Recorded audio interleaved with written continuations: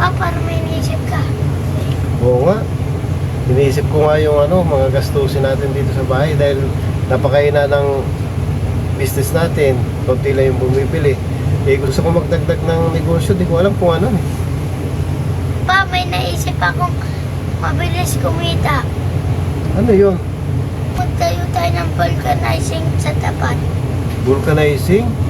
Yung pag napaplant yung gulong, pinong-vulcanize. Yung ba yan? Baka naman wala magpa-vulcanize sa atin dyan.